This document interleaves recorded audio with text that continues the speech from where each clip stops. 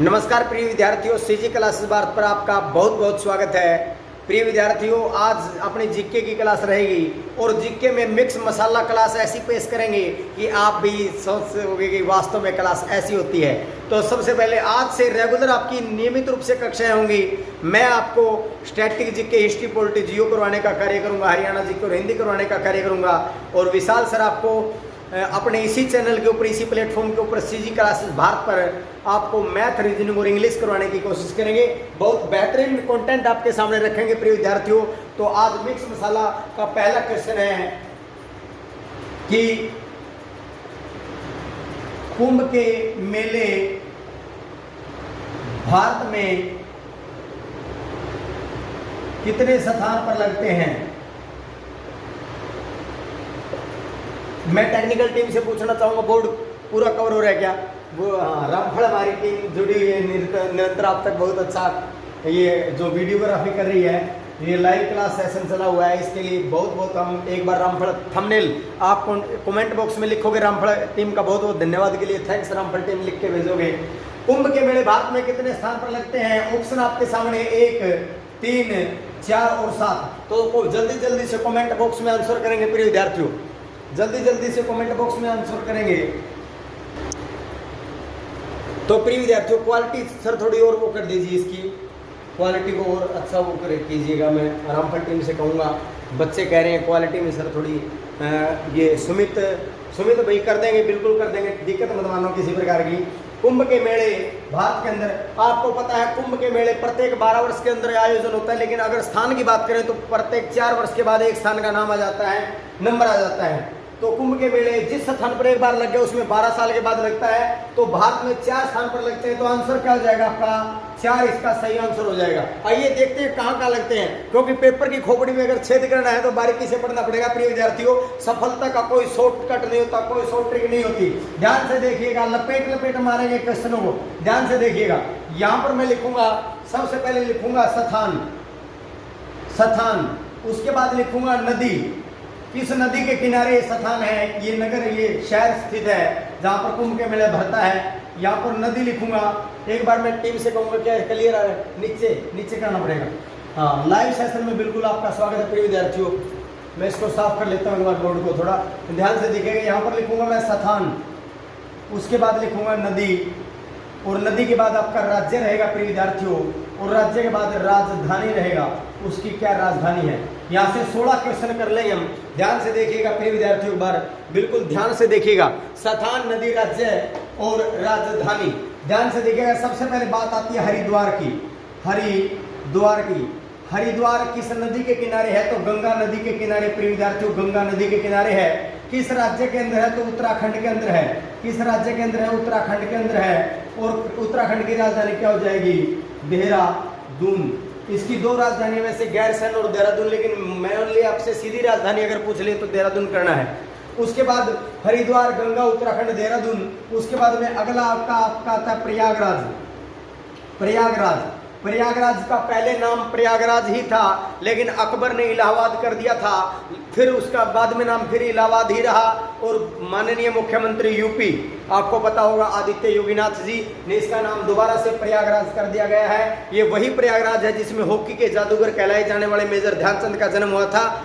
ठीक है, हॉकी का जादूगर नाम से पुकारे जाते हैं। आपको पता होगा 29 अगस्त 1905 का उनको यहाँ पर जन्मदिन हुआ था। अपने जीवन में 117 मैच खेलते हैं, 580 गोल दागने का कार्य करते हैं।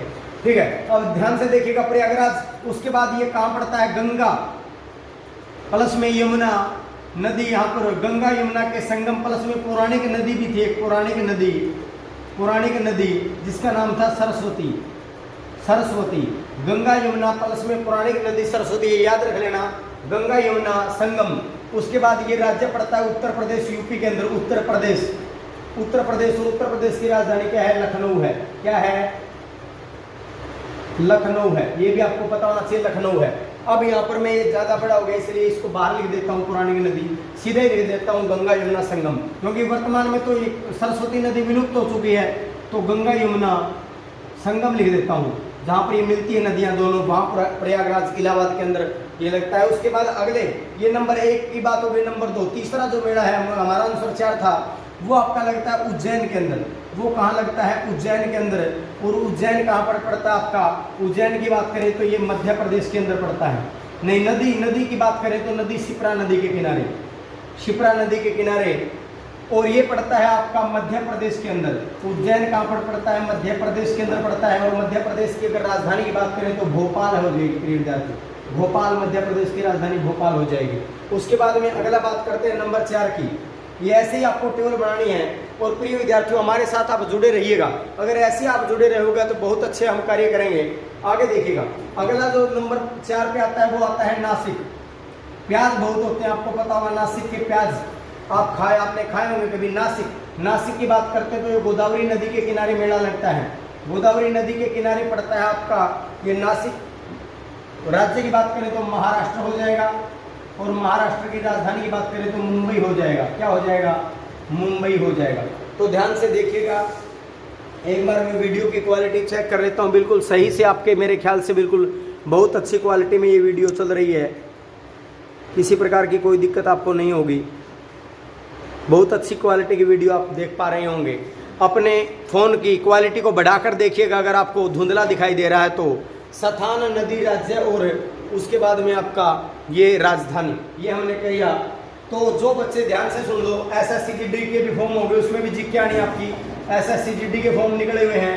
CT होना है, हरियाणा में CT होगा, ये सरकार ने कह रखा है। वो होगा इस सरकार में, या अभी विधानसभा इलेक्शन के बाद ये सरकार बनेगी या ये नहीं बनेगी, वो बाद की बात है, उसके बाद होगा। CT होना आपका ये सरकार ने घोषणा कर रखी है। उसके बाद जो बच्चे NMMS national means merit scholarship scheme के बच्चे जो तैयारी कर रहे हैं, वो जो बच्चे नवोदय विद्यालय 8th में सैनिक स्कूल की तैयारी कर रहे हैं, वो जो बच्चे दिल्ली पुलिस की या किसी स्टेट में किसी भी एग्जाम की, आप यूपी हेड कांस्टेबल की तैयारी कर रहे हो, किसी भी एग्जाम की आप तैयारी करें, वो कोई दिक्कत नहीं है। लेकिन आपके जहाँ भी जिक्के आनी है, जिस एग्जाम में भी जिक्के आनी है, चाहे वो कितने हाई लेवल का लो लेवल का एग्जाम हो, यहाँ से क्वेश्चन आते आते हैं।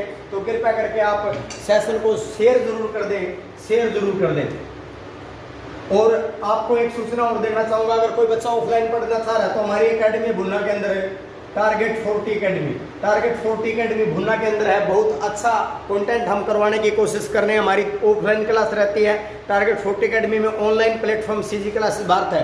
तो दोनों ही माध्यमों से आप पढ़ाई कर सकते हैं प्रिय विद्यार्थियों। संपर्क करना है अकेडमी में आने के लिए तो संपर्क कर सकते हैं, संपर्क कर सकते हैं। ये हमारा नंबर रहता है, इस नंबर पे आप अकेडमी में अगर आना चाहते हो तो संपर्क कर सकते हो। ठीक है, आगे देखते हो ध्यान से। तो सथान की बात कर लें, एक बार रिपीट कर देता हूं मैं। सथान हरिद्वार में, नदी गंगा, राज्य उत्तराखंड और राजधानी देहरादून। उसके बाद सथान प्रयागराज में कुंभ का मेला लगता है। गंगा यमुना संगम है, उत्तर प्रदेश लखनऊ। उसके बाद में बात करते हैं उज्जैन शिप्रा नदी के किनारे है, मध्य प्रदेश में उज्जैन पड़ता है। और भोपाल इसकी राजधानी हो जाएगी मध्य प्रदेश की। नासिक महाराष्ट्र के अंदर पड़ता है, गोदावरी नदी के किनारे अवस्थित है ये शहर नासिक। ठीक है, और महाराष्ट्र के अंदर है, मुंबई इसकी राजधानी हो जाएगी। तो हमारी टीम निरंतर बढ़िया क्वालिटी की वीडियो आपको प्रोवाइड, थोड़ी कमी है हमारे पास माइक की, वो कल तक पूरी हो जाएगी। आज किसी प्रकार से टेक्निकल टीम माइक नहीं लगा पाई, कोई दिक्कत नहीं है, कल वो भी कमी दूर हो जाएगी, बिल्कुल क्लियर वॉइस आपको नजर आएगी। आगे चलते हैं। अब यहाँ से गंगा और गोदावरी नदियों का नाम आ गया, तो एक बात और बता देना चाहता हूँ साथ में, भारत की सबसे लंबी नदी।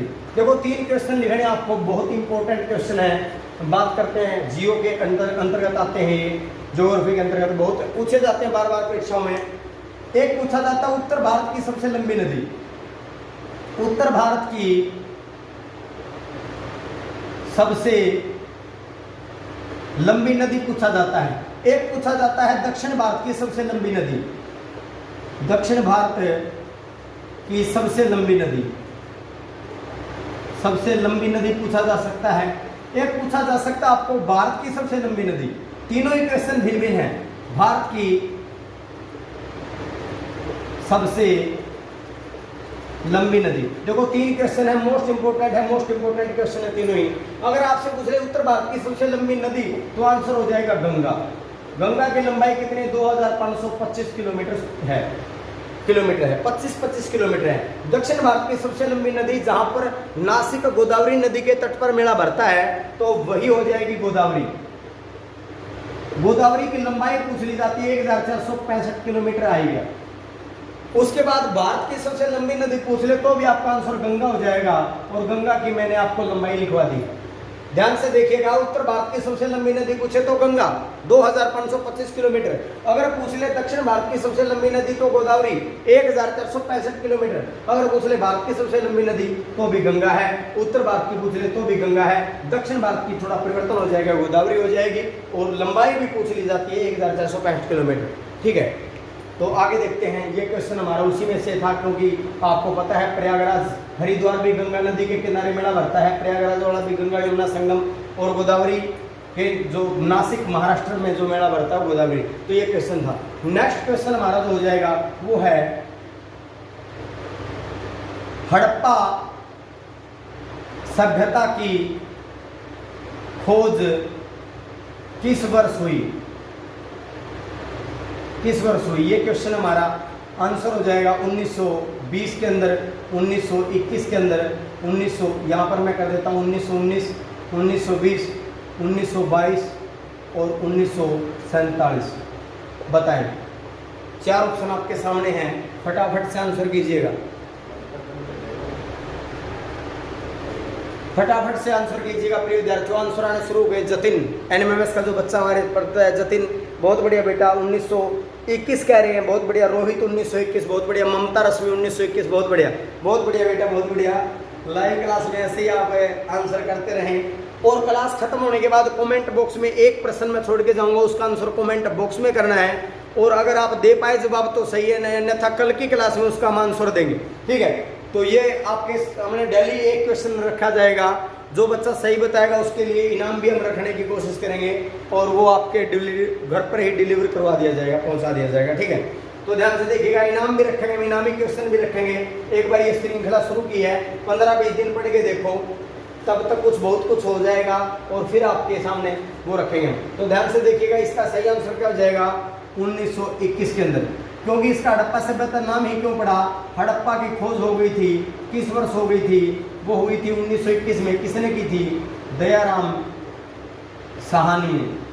सर जॉन मार्शल के नेतृत्व में खुदाई की दयाराम साहनी ने 1921 में। किस नदी के किनारे है? रावी नदी के किनारे। अगर पूछ लिया जाए तो रावी नदी के किनारे हड़प्पा है। जो मोहनजोदड़ो उसकी खुदाई किसने की?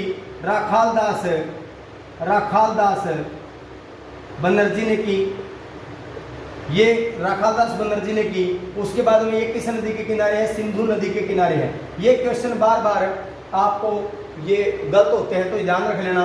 1922 में किसकी खुदाई हुई थी? मोहनजोदड़ो की। मोहनजोदड़ो की खुदाई करवाई गई थी। मोहनजोदड़ो को और क्या कहते हैं? मोया दा दड़ा बोलते हैं। मोया दा दड़ा बोलते हैं। इसे सिंध का बाग भी बोलते हैं। सिंध का बाग भी बोलते हैं। इसे मृतकों का टीला भी बोलते हैं। मृतकों का टीला भी बोलते हैं। ये सारे किसके नाम हैं? मोहनजोदड़ो के हैं। इसको मोया दा दड़ा, मृतकों का टीला, सिंध का बाग मोहनजोदड़ो को बोलते हैं। 1922 में राखालदास बनर्जी ने सिंधु नदी के किनारे अवस्थित है। ये क्वेश्चन मोस्ट इंपोर्टेंट है, इसको हैशटैग लगा के वो कर लेना, मोस्ट इंपोर्टेंट है ये। उसके बाद दयाराम साहनी ने खोज किसकी की थी? हड़प्पा की थी। 1921 में की थी। 1922 में राखालदास बनर्जी ने। इसके कितने नाम है भाई? हड़प्पा नगर प्रथम खोजा गया था, इसलिए इसका हड़प्पा सभ्यता नाम पड़ गया। सिंधु नदी के किनारे, इसलिए इसका सिंधु घाटी की सभ्यता भी बोला जाता है। लेकिन वर्तमान में जो HBSC ने हरियाणा जो बोर्ड है उसने इसका नाम ही परिवर्तन कर दिया है, क्योंकि ऐसा माना जाता है जो वेदों की नदी थी, सबसे पवित्र नदी वेदों में बताई गई सरस्वती, उसके किनारे भी नगर बसा हुआ था। सरस्वती और सिंधु नदी के बीच का क्षेत्र था, ये कहते हैं इनके दोनों नदियों के किनारे पर बसा हुआ था, इसलिए इसका वर्तमान में जो नाम है वो सरस्वती सिंधु सभ्यता है। सरस्वती सिंधु सभ्यता है। वर्तमान में इसका नाम जो NCERT की बुक में भी सरस्वती सिंधु कर दिया गया है। इसके कितने नाम हो गए? सिंधु घाटी की सभ्यता, सरस्वती सिंधु सभ्यता, हड़प्पा सभ्यता। ठीक है, हड़प्पा सभ्यता नाम क्यों पड़ा गया? क्योंकि प्रथम खोजा गया ज्ञात नगर हड़प्पा है। ठीक है, 1922 में। उसके बाद ऑप्शन के साथ खेलते 1919 की बात करते हैं तो 13 अप्रैल, ये बहुत बार आया है, 13 अप्रैल 1919 को क्या हुआ था? जलियांवाला हत्याकांड हुआ था। जलियांवाला बाग हत्याकांड हुआ था। बाग हत्याकांड आपको पता होगा जनरल डायर ने यहाँ गोलियां चलवा दी थी, व्यक्ति इकट्ठे हुए थे, डॉक्टर सत्यपाल और सैफुद्दीन किचलू, जो कि अंग्रेजों ने उनको गिरफ्तार कर लिया था, उनकी रिहाई के लिए यहाँ पर बहुत से व्यक्ति इकट्ठे हुए थे, लेकिन अंग्रेजों ने, जनरल डायर ने उसको गोलियां चलवा दी थी। बाद में उधम सिंह ने जनरल डायर को मार भी गिराया था, ये भी आपको पता होगा 1940 में। और 1974 में 31 जुलाई 1974 को उस टाइम भारत की प्रधानमंत्री इंदिरा गांधी होती थी और ज्ञानी जैल सिंह पंजाब के, अपने जो स्टेट है पंजाब, उसके मुख्यमंत्री होते थे।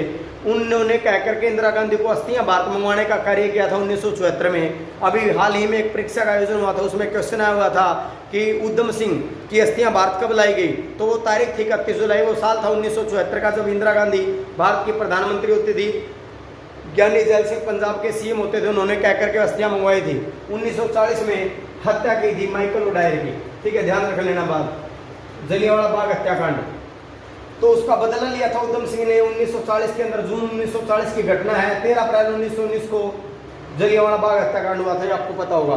तो भारत माता क्या कहती है, उधम सिंह सुन लाल मेरे तू कान उरी नल्ला बेटा, और उस डायर ने मार गिरा दी जिसने कर दी गा बेटा रे। 13 अप्रैल 1919 का दिन आ गया काला रे, देश भगत एक सभा करे थे, बाग था जलियांवाला रे, डायर लेके पुलिस पहुंच गया, कोनी खरीदया बेटा, और मर्द लुगाई बच्चे घूमने कोनी हया दया बेटा। उधम सिंह सुन लाल मेरे तू कान उरे नल्ला बेटा, उस डायर ने मार गिरा दे जिसने कर दिए गा बेटा। इस प्रकार उधम सिंह ने भारत माँ का कहना मान करके अपने मिट्टी की आन बान शान के लिए उधम सिंह को, जनरल और डायर को उधम सिंह ने मार गिराया था, ये भी आपको पता होना चाहिए। नेक्स्ट 1947 में 15 अगस्त 1947 को भारत आज़ाद हुआ था। एक तो ये क्वेश्चन हो गया, वो तारीख थी 15 अगस्त। एक 22 जुलाई 1947 को, 22 जुलाई 1947 को राष्ट्रीय ध्वज को भारतीय संविधान सभा ने उसको मान्यता प्रदान की थी। 22 जुलाई 1947 को भारत का जो राष्ट्रीय ध्वज है तिरंगा, जो जिसका डिजाइन पिंगली वेंकैया ने तैयार किया था, उसको अपनाया था संविधान सभा ने।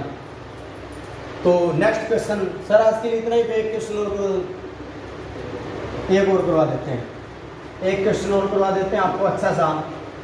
इंपॉर्टेंट डेज होते हैं दिन के, आपको एक क्वेश्चन इंपॉर्टेंट डेज का करवाता हूं।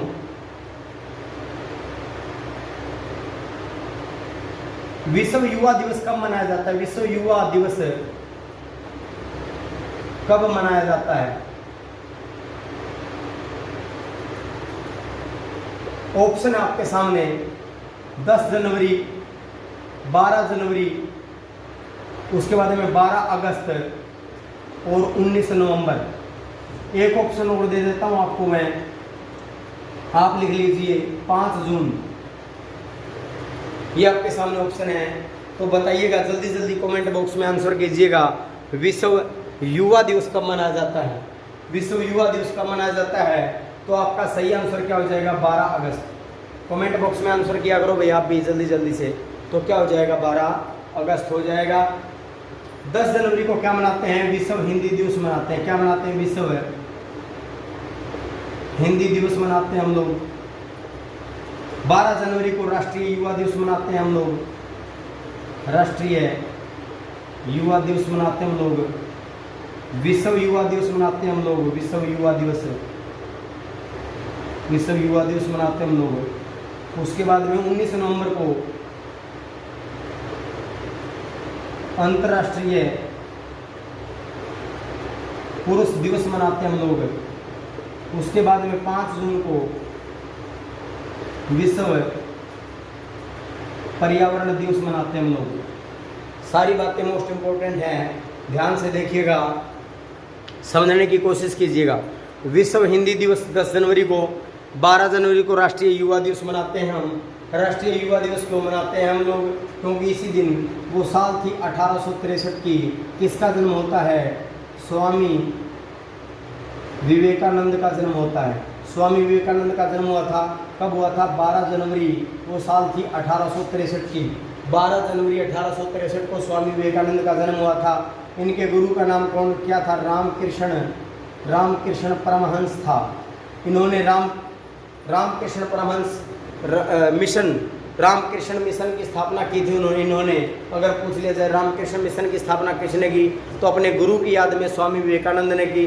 ठीक है, इनकी मृत्यु 1902 में हो गई थी। मात्र 39 साल ही ये जिए, लेकिन युवाओं आपको पता होगा शिकागो धर्म सम्मेलन हुआ था 1893 के अंदर अमेरिका के अंदर।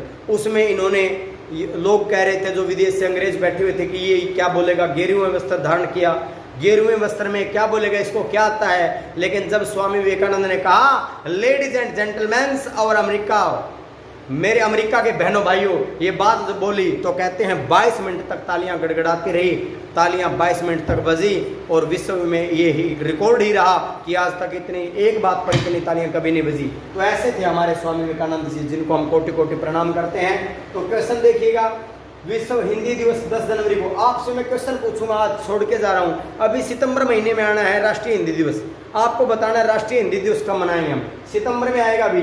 और एक बताना है अध्यापक दिवस कब मनाएंगे। कमेंट बॉक्स में लिखोगे कि राष्ट्रीय अध्यापक दिवस कब मनाते हैं और क्यों मनाते हैं, किसकी जयंती पर मनाते हैं, क्यों। ठीक है, फिर हम सभी 5 तारीख जो भी आएगा उस सेलेक्ट उसको वो करेंगे, हम सेलिब्रेट करेंगे। ठीक है, विश्व हिंदी दिवस कब मनाते हैं तो 10 जनवरी को। राष्ट्रीय युवा दिवस कब मनाते हैं 12 जनवरी को। विश्व युवा दिवस कब मनाते हैं 12 अगस्त को। अंतर्राष्ट्रीय पुरुष दिवस कब मनाते हैं 19 नवंबर को। विश्व पर्यावरण दिवस कब मनाते हैं 5 जून को।